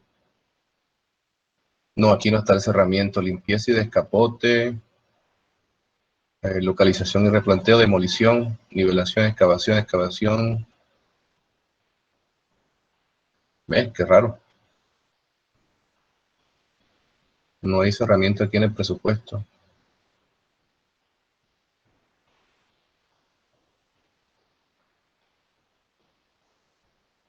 Es un momentico. Lo busco aquí para ver.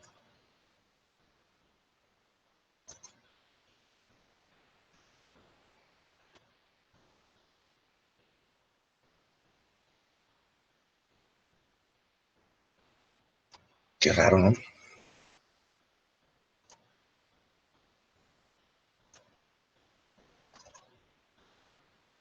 Obra. Profe, le Dime. voy a hacer una pregunta. Claro, hágale. Usted está hablando también sobre cuando se realiza el descapote que se retira siempre bastante material. Ese material que sobra se debe retirar y eso también creo que debe generar costos adicionales, ¿no?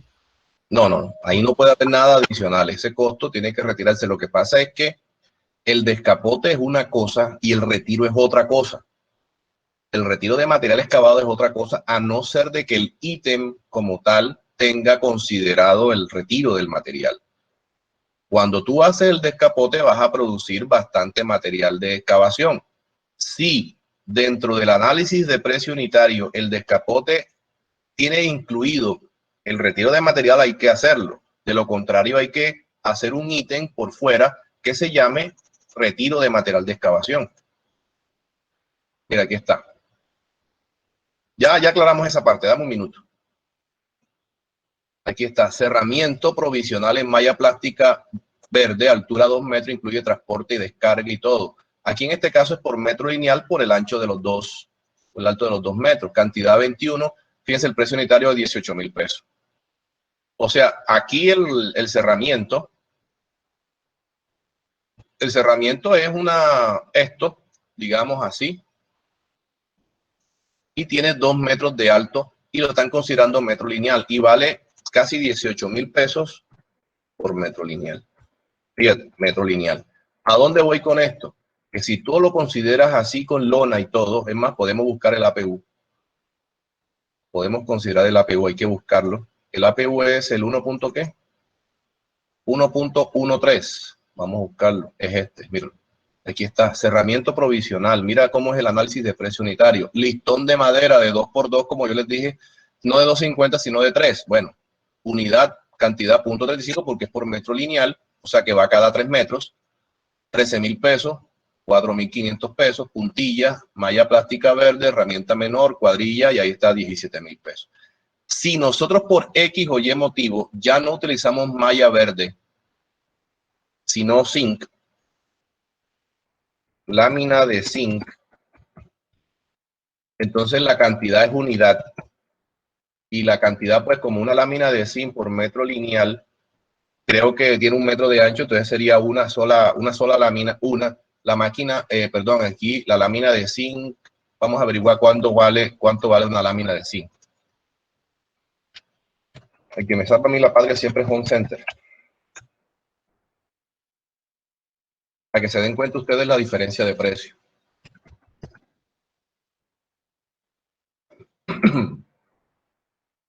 Lámina de zinc. Este es el problema, que se da por otras cosas que uno no quiere.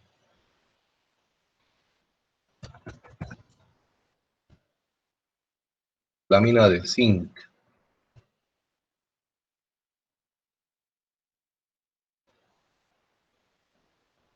Qué vaina. Aquí está.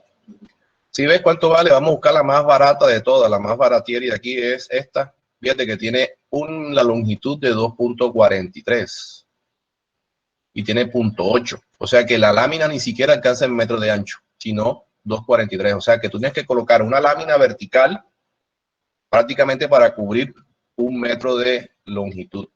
O sea que vale aquí 21,000 pesos. Y aquí no vas a utilizar listón de madera solamente esto, tienes que utilizar ya otro metro lineal arriba. ¿Por qué? Porque el zinc tienes que clavarlo arriba y abajo. O sea que aquí vas a tener 2.35 metros. ¿Desde cuánto te sube el precio? ¿Sí lo viste acá? Joven, el que me dijo lo del zinc. Sí, pero se va muy caro. Exacto. Entonces, una vaina de esta de 60,000 pesos para tú cerrar, imagínate, esto por ¿cuántos metros que tiene? 20 y 20, 40 y 16, 56 por 56 metros. Fíjate, son 3,400,000. Y anteriormente estaba en 17,580 pesos, más 17,580 por los mismos 56, acá solamente te vale 1,000,000 de pesos. O sea que estamos hablando de una diferencia de ¿cuánto? 2,500,000 barras. O sea, ponte a pensar tú con 2,500,000 que compras. Entonces, esa es la diferencia por la cual no hacemos con el zinc. Ahora, otra alternativa para utilizar zinc es que tú ese zinc lo vayas a reciclar y vayas a darle uso en otro frente de trabajo, por ejemplo, para hacer el almacén o para hacer otras cosas dentro de la misma obra.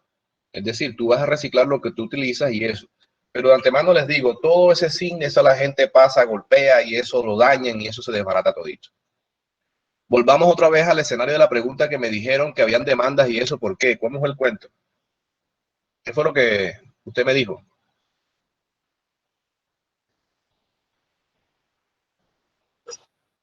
Cuéntame, ¿qué fue lo que pasó?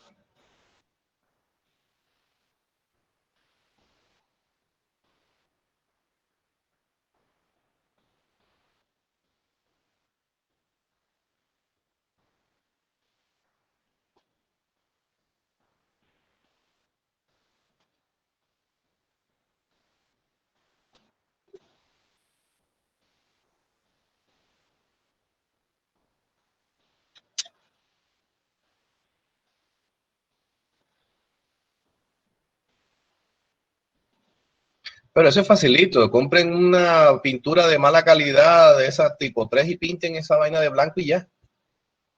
Eso no se van a gastar ni 100,000 pesos. Más barato sale pintar eso que quitar eso y poner otra cosa. Y cuando la gente quiere joder, jode bien.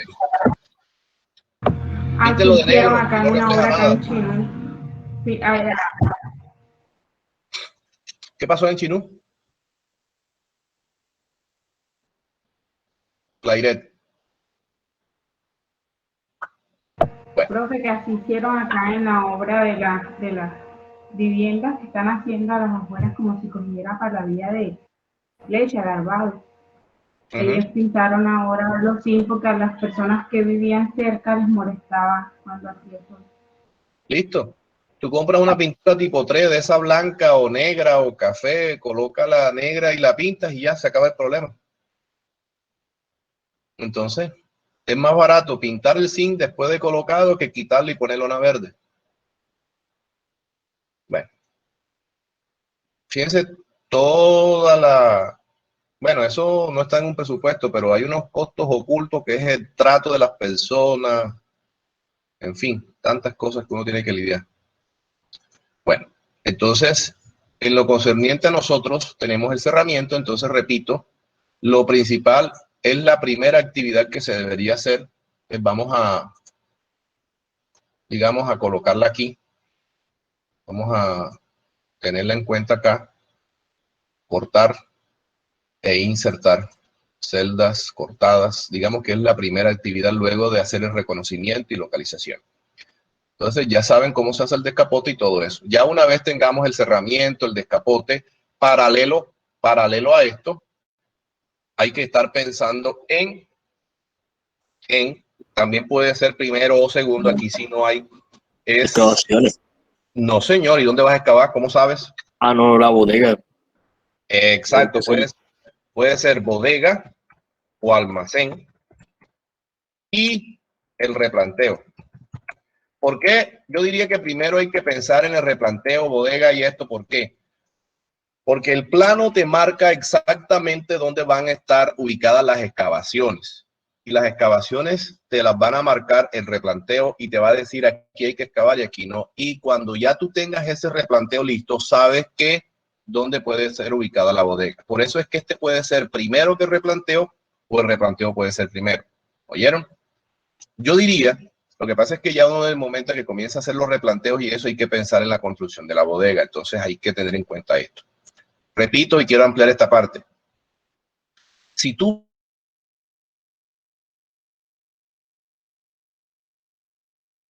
en la excavación de la cimentación y precisamente la excavación de la cimentación te la marca el replanteo.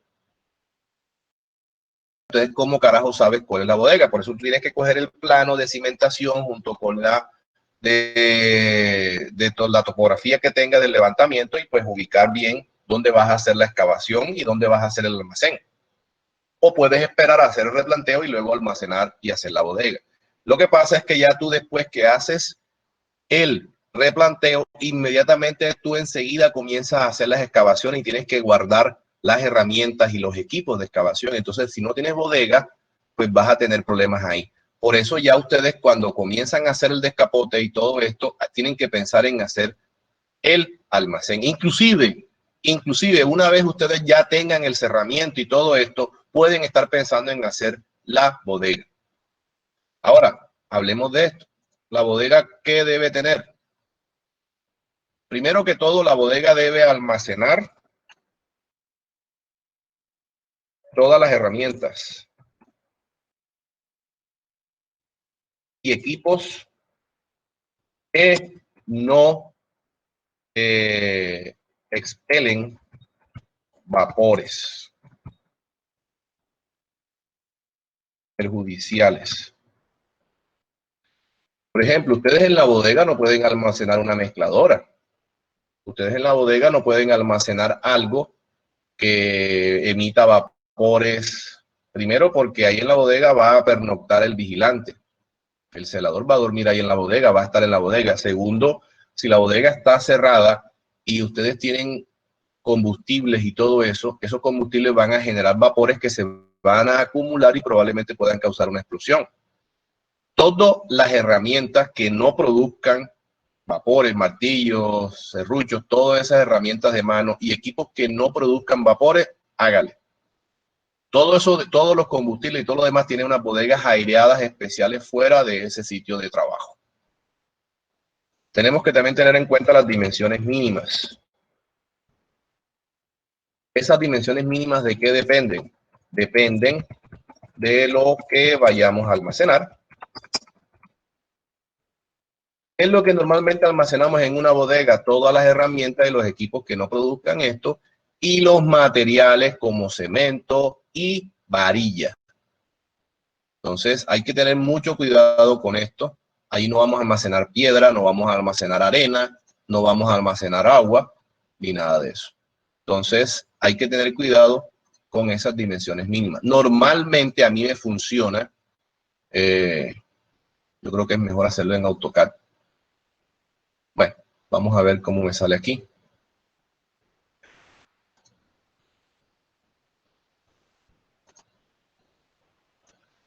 Normalmente las dimensiones mínimas de esta bodega van a estar del orden de los 7 metros.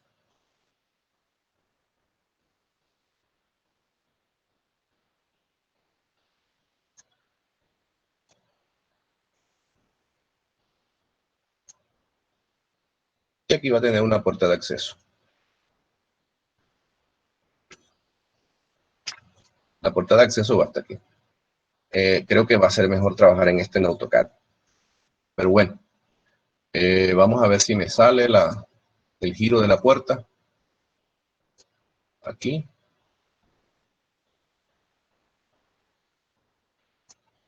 Ahí está.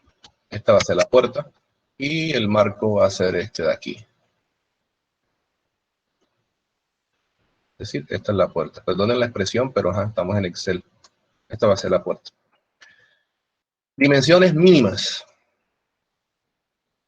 Pues las dimensiones mínimas van a ser 7 metros. ¿Por qué 7 metros? Porque acuérdense que la longitud de las varillas es de 6. Y pues tenemos que tener un sobreancho como mínimo ahí. 6 metros de ancho. Perdón, 4 metros de ancho, de 3 a 4. Eso es manejable de 3 a 4 metros de ancho. Eso depende. Vamos a buscar texto. Entonces, ¿cómo almacenamos esto aquí? Normalmente aquí hacemos un estante. Este sí lo podemos hacer aquí. Este estante va a tener la colocación de acero. Aquí va el acero, en esto que va aquí. El acero, y aquí independientemente van a estar colocadas las pilas. Si vamos a almacenar cemento, pues las pilas donde van a estar cada una de las, digamos, de las estivas de madera donde van a estar almacenado el cemento. Ya les muestro estas consideraciones. Entonces ustedes almacenan aquí el cemento.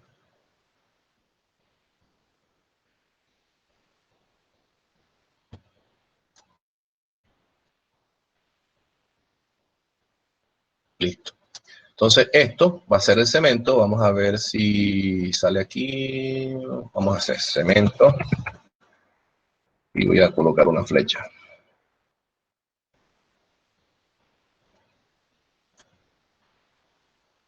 Cemento.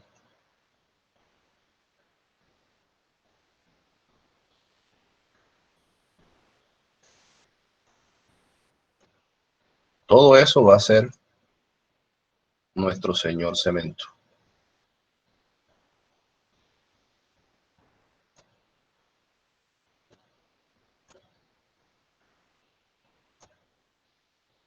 Así.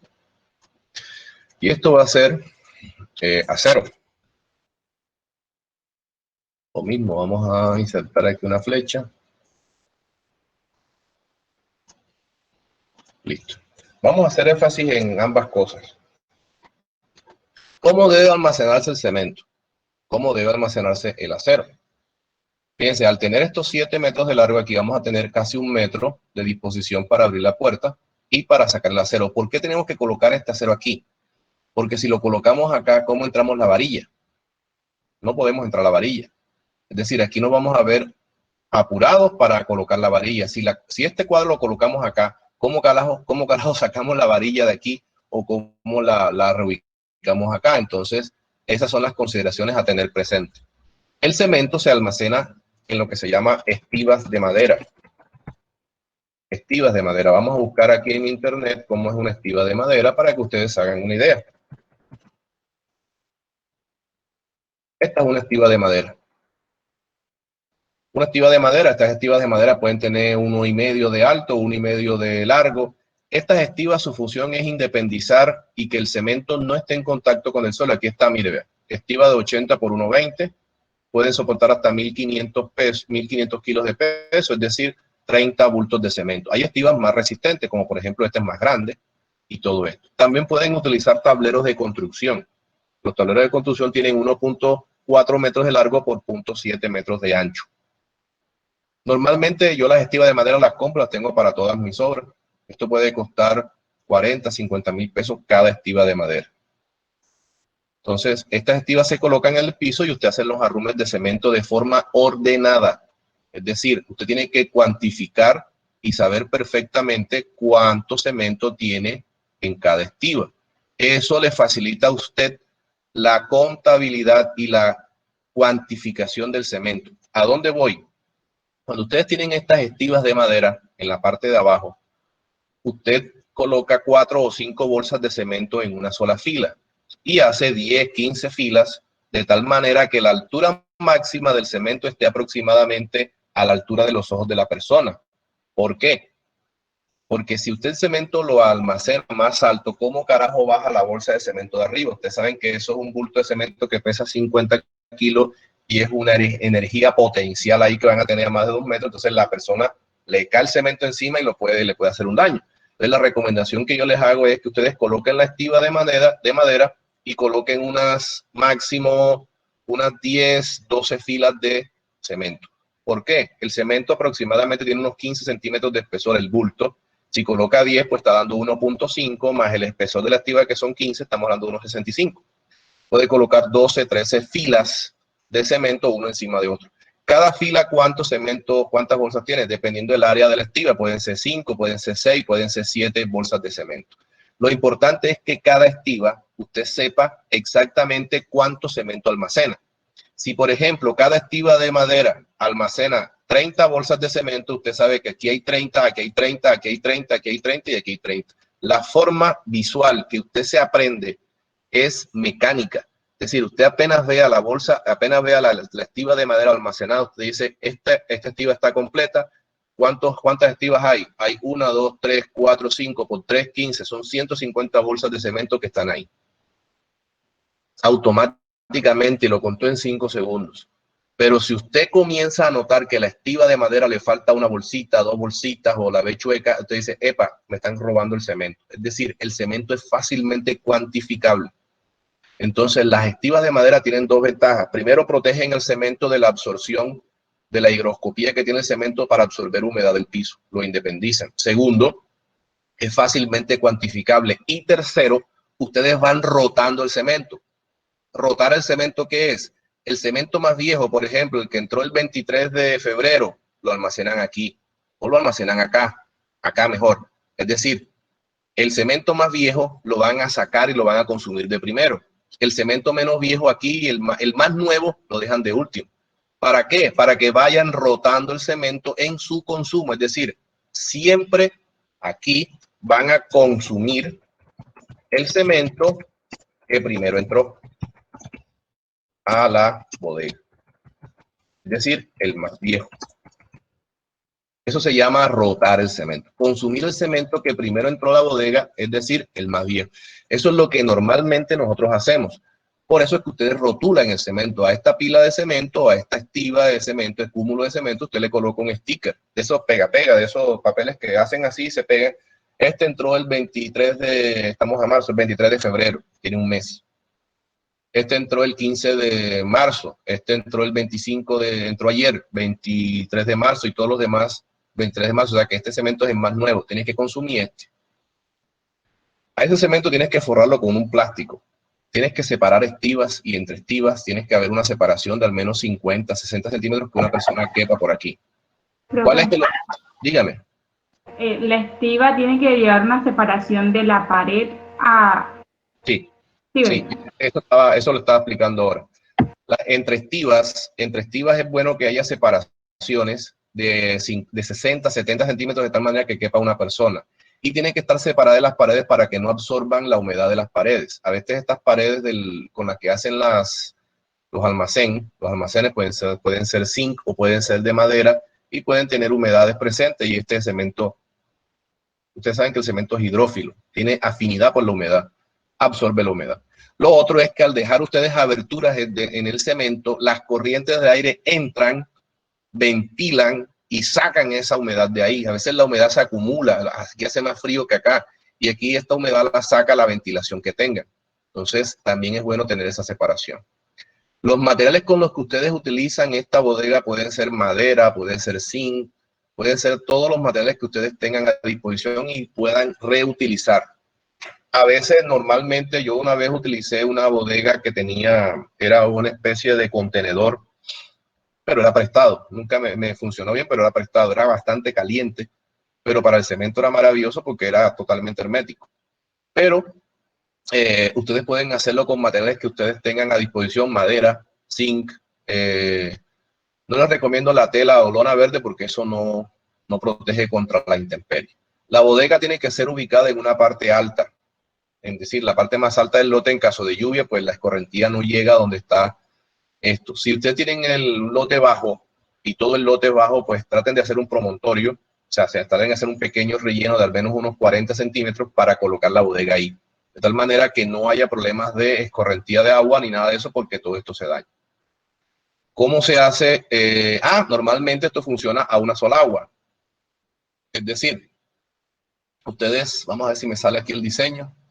Esta es la base de la,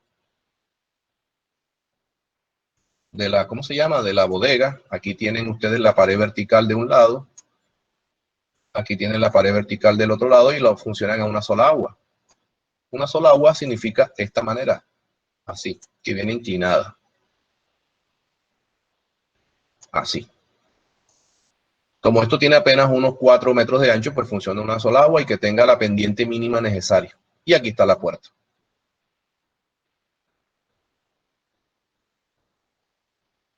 Esa es la puerta. Hasta me quedó bonito. Ahí está. Este es el corte. O sea, si hacemos un corte por aquí, esto es lo que está marcando. Y la puerta abre hacia la derecha. Lo otro es el estante este de acero. Vamos a hacer ese énfasis acá.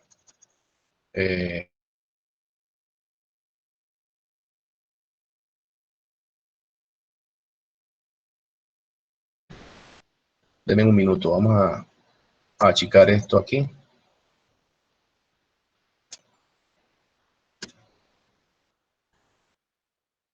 Lo más. 4.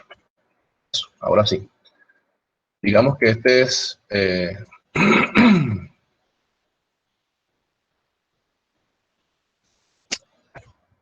este y este.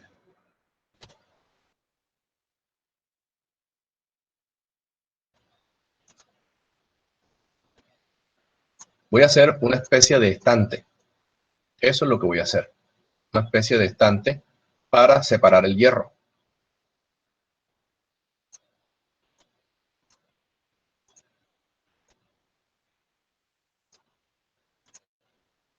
Ahí está.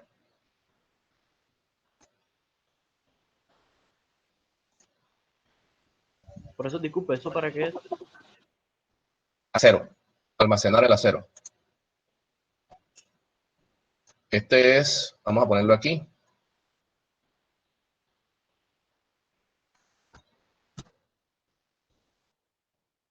Estante acero.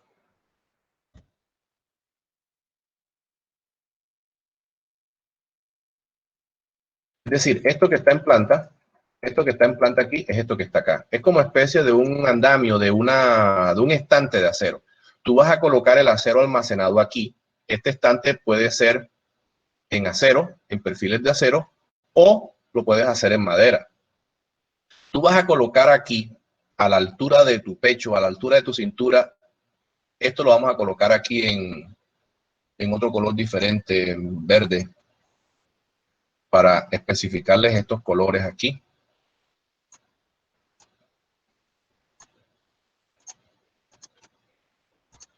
Diámetros más utilizados, más consumidos. Es decir, tú no vas a poner por acá arriba el acero de 3/8, el acero de 1/4 y el acero de media. Tú pones aquí a la altura de tu pecho, a la altura de tu barriga, que es más fácil sacar la varilla.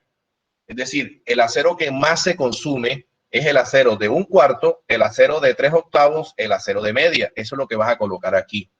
¿Cuál es el acero que menos se consume? El acero más pesado, por ejemplo, el acero de 3/4, el acero, bueno, aquí tienes que colocarlo con estivas de madera, encima de algo que no te estorbe.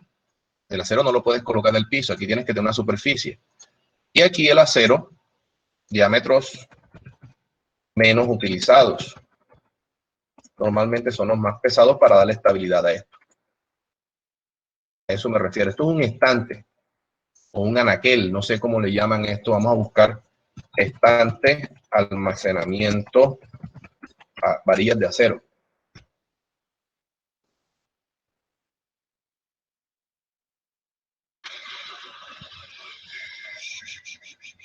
Estante, almacenamiento, varillas de acero, no es. Míralo, aquí está parecido a este. Bueno, creo que este simplifica esto. Fíjense, este está hecho en perfil metálico.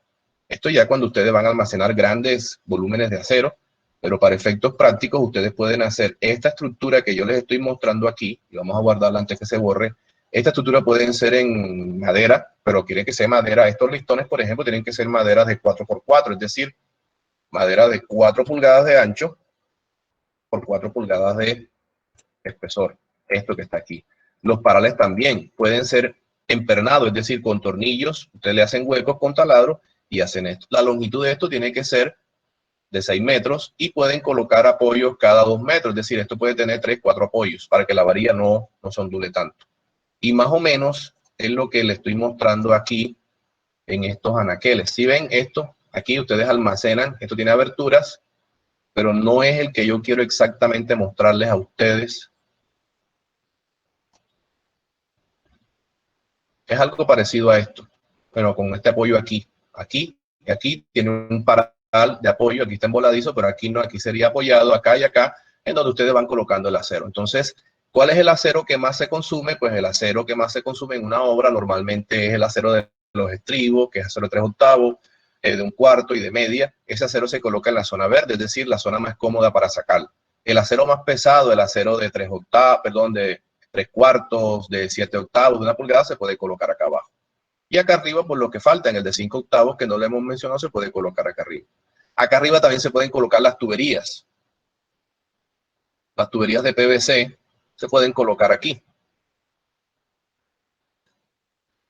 Estos se pueden colocar acá. Relleno. Vamos a ponerlo sin relleno ahí. Y puede haber otra. Pueden ser concéntricas, es decir, tú puedes colocar la tubería de 3 dentro de una tubería de 4.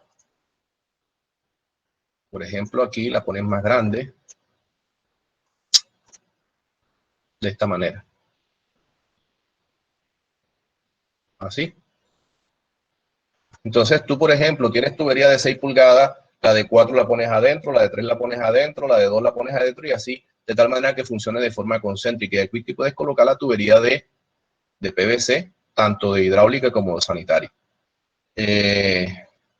Les quedo debiendo el estante porque no es el que yo quería mostrarles.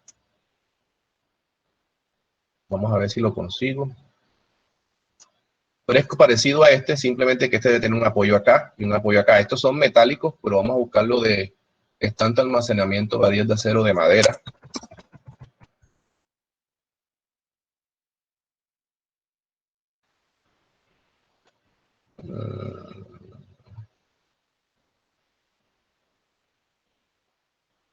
Bueno, creo que no hay dudas con la explicación, ¿verdad?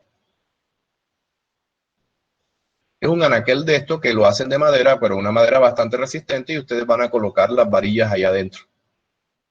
La próxima vez que entre a un almacén de alguna de mis emisoras, le voy a tomar una foto a esto, que siempre me pasa lo mismo, estante de madera para almacenar varillas de acero.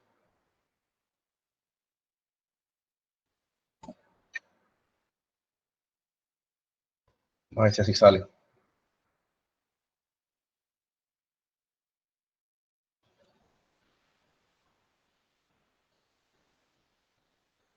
No. Lo más parecido es este. Pero bueno.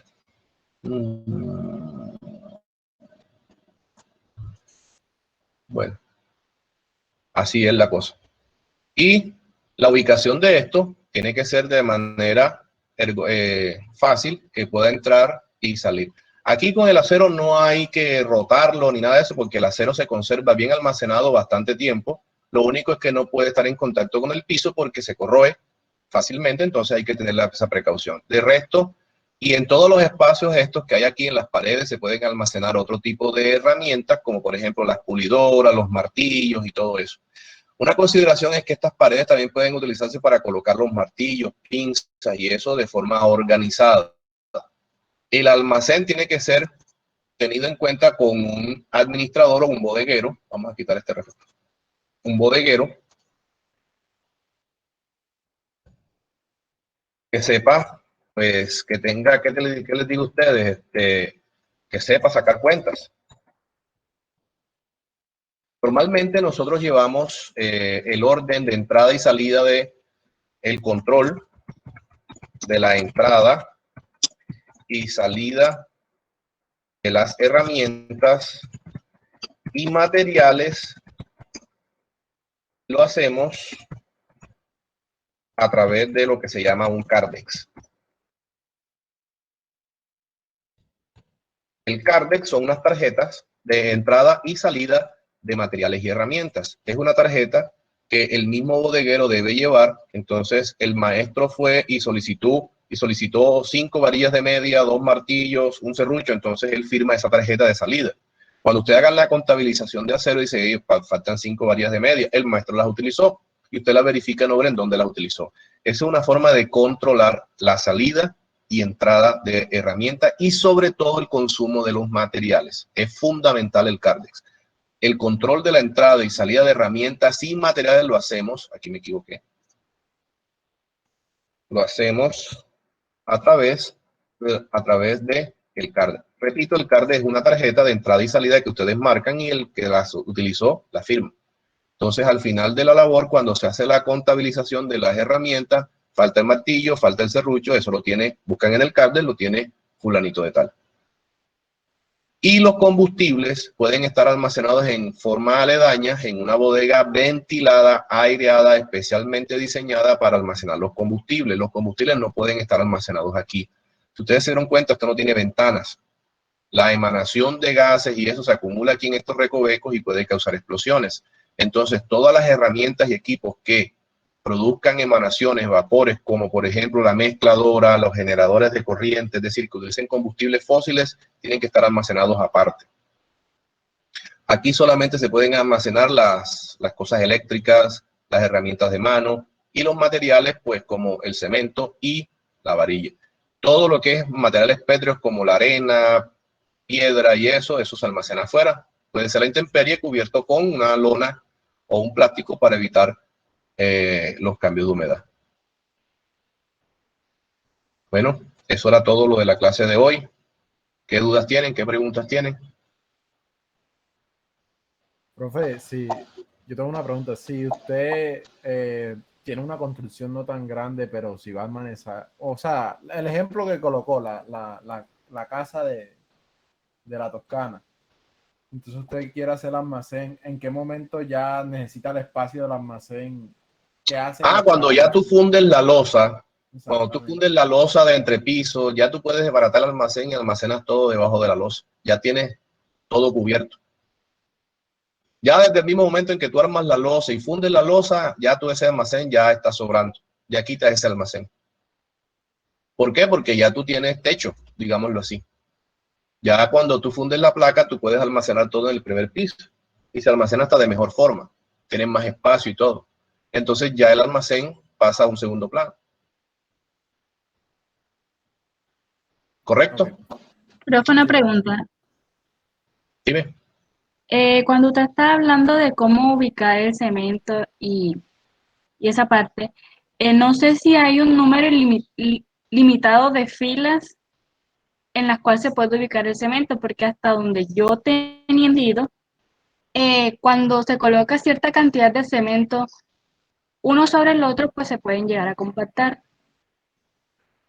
Bueno, normalmente hay que tener dos cosas. Primero, la resistencia de la estiba. La estiba de madera tiene una resistencia que ustedes vieron ahí, que ese tipo de estiba resiste apenas 1500 kilos. Hay estivas que resisten hasta 2 toneladas, 2 toneladas y media.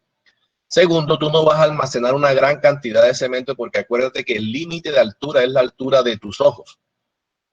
Por ejemplo, el trabajador promedio mide 1,70, entonces tú vas a almacenar al menos 10 bolsas de cemento una encima de otra. Y 10 bolsas de cemento no te alcanzan a compactar nada de cemento. Estamos hablando de 20, 30 bolsas de cemento una encima de otra, que ya eso sí va a dañar, inclusive puede romper la bolsa. Pero cuando tú almacenas 10, 12 bolsas de cemento no hay ningún inconveniente.